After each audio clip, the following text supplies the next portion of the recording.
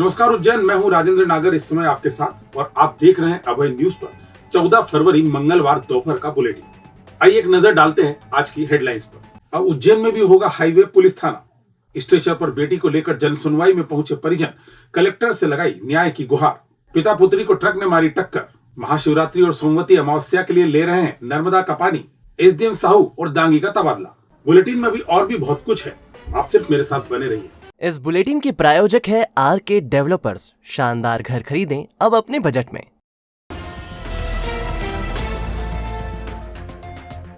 मध्य प्रदेश सरकार जल्दी ही highway policing फार्मूले को लागू कर सकती है। इसे लेकर तैयारियां शुरू कर दी गई हैं। उज्जैन में भी हाईवे पुलिस का दफ्तर खोला जाएगा। फिलहाल मध्य प्रदेश के 7 जिलों में हाईवे पुलिसिंग की व्यवस्था की जा सकती है। माना यह जा रहा है कि महाराष्ट्र की तर्ज पर ही हाईवे पुलिस काम करेगी। यहाँ हम अपने दर्शकों को ये बता दें कि महाराष्ट्र में 1992 से हाईवे पुलिस काम कर रही है, जिसका मुख्य कारण होता है हाईवे पर होने वाले हादसों के बाद बचाव कार्य व अपराधों पर अंकुश लगाना। उज्जैन के आसपास से बड़े नेशनल हाईवे गुजर रहे हैं। ऐसे में पुलिस के सामने हाईवेज की व्यवस्था संभालना एक चुनौती भरा काम होता है। इसी के मद्देनजर police training and research institute की ओर से प्रस्ताव बनाकर दिया गया है कि अब मध्य प्रदेश में भी हाईवे पुलिसिंग की आवश्यकता है। इसे लेकर अब कवायद शुरू हो गई है। माना जा रहा है कि उज्जैन समेत 7 शहरों को इसके लिए चिन्हित किया गया है। प्रत्येक जिले में जोन कार्यालय स्थापित किए जाएंगे, जिसमें एसपी स्तर के अधिकारी को बतौर एसपी जिम्मेदारी मिलेगी। स्टेट और नेशनल हाईवे पर यह फौज काम करेगी, जिसमें हाईवे निर्माण में लगी एजेंसी के कार्यों के अलावा यात्रियों की मदद, दुर्घटनाग्रस्त वाहनों को हटाना, किसी हादसे में घायल हुए व्यक्तियों को तुरंत चिकित्सा उपलब्ध कराना और ब्लैक स्पॉट चिन्हित करना शामिल है। अगर सब कुछ ठीक ठाक रहा तो बहुत जल्द मध्य प्रदेश में हाईवे पुलिसिंग शुरू हो सकती है। डॉक्टर की लापरवाही से अपनी बेटी का पैर खराब होने से परेशान एक पिता मंगलवार दोपहर जन सुनवाई में पहुंचे। पुलिस में आवेदन देने के बाद भी कार्रवाई नहीं होने पर न्याय की आस में स्ट्रेचर पर रोती बिलखती बेटी को लिए बेबस पिता की गुहार वरिष्ठ अधिकारियों ने सुनी, लेकिन परिजन उनके जवाब से संतुष्ट नहीं हुए, जिसके बाद उन्होंने कलेक्टर से मिलकर न्याय की गुहार लगाई। कलेक्टर ने भी उन्हें ढाढ़स बंधाते हुए आश्वासन दिया, जिसके बाद वे माने। दरअसल ये मामला घटिया तहसील के ग्राम नई खेड़ी का है। यहाँ रहने वाले सोहन पिता गोविंद जी की 8 वर्षीय बेटी अर्पिता मकर संक्रांति के दिन साइकिल चला रही थी। साइकिल से गिरने के कारण उसके पैर में सूजन आ गई, जिसके बाद परिजन उसे बुधवारिया स्थित चैरिटेबल हॉस्पिटल लेकर पहुंचे थे। परिजनों का आरोप है कि यहाँ डॉक्टर आलोक सोनी ने बिना परीक्षण किए बालिका के पैर पर पक्का प्लास्टर चढ़ा दिया, जिससे संक्रमण फैल गया और पैर काटने की नौबत आ गई। जब परिजन बालिका को लेकर पुनः डॉक्टर आलोक सोनी के पास पहुंचे तो उन्होंने किसी अन्य अस्पताल में ले जाने की बात कहते हुए पल्ला झाड़ लिया, जिसके बाद अर्पिता को 3 बत्ती चौराहा स्थित एक निजी अस्पताल में भर्ती करवाया गया। मामले में परिजनों ने जीवाजीगंज थाने में डॉक्टर आलोक सोनी के खिलाफ शिकायती आवेदन दिया है, लेकिन कार्रवाई नहीं होने पर मंगलवार को बेटी को स्ट्रेचर पर लेकर पिता और अन्य परिजन जन सुनवाई में पहुंचे। यहाँ सबसे पहले एसडीएम कल्याणी पांडे ने उनकी समस्या सुनी और कार्रवाई का आश्वासन दिया, लेकिन परिजन कलेक्टर से मिलने पर अड़े रहे और तीसरी मंजिल पर पहुंच गए।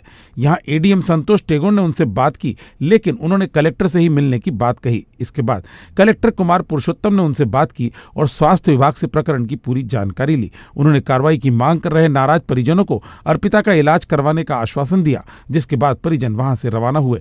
यहाँ हम आपको ये बताते चले कि डॉक्टर आलोक सोनी ने भी बालिका के परिजनों पर विवाद करने और 1 लाख रुपए मांगने का आरोप लगाते हुए माधवनगर थाने में आवेदन दिया है।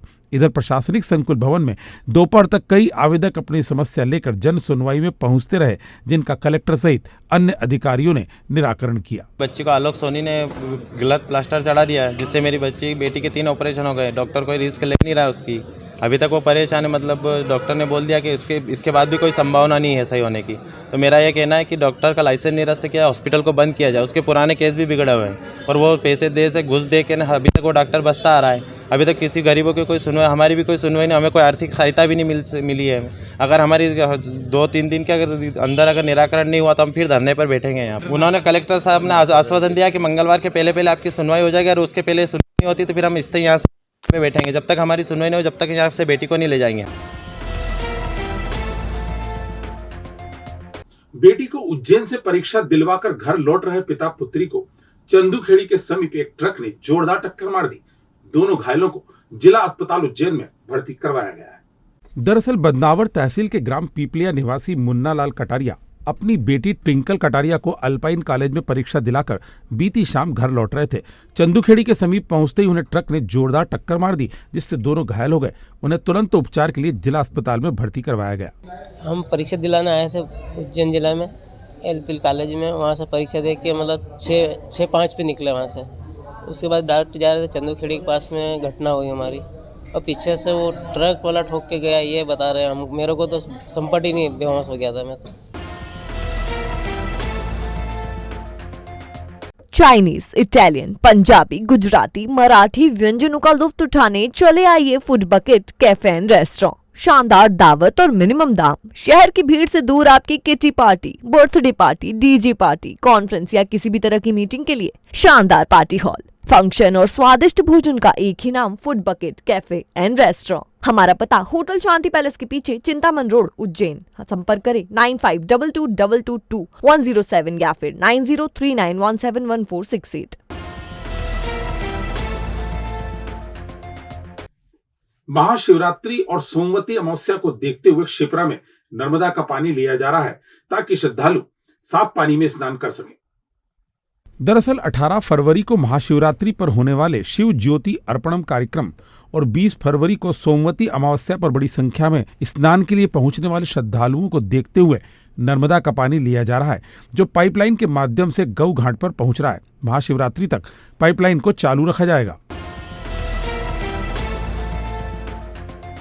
मध्य प्रदेश शासन ने राज्य प्रशासनिक सेवा के अधिकारियों को इधर से उधर किया है। इसमें एसडीएम संजीव साहू और वीरेंद्र सिंह दांगी भी शामिल हैं। दरअसल घटिया एसडीएम संजीव साहू को डिप्टी कलेक्टर के पद पर दमोह भेजा गया है।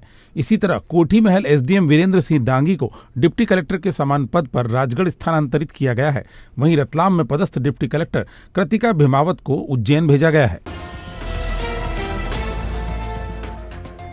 भविष्य की चिंता छोड़ो, पंडित गोविंद गुरु से नाता जोड़ो। ना कोई पैसा, ना कोई फीस, बस लीजिए गुरु जी का आशीष। आज ही जाने अपनी हर समस्या का समाधान। संपर्क करें 9827030415 या 9302230415। हमारा पता 8 अलगदाम कॉलोनी, सावे रोड, उज्जैन।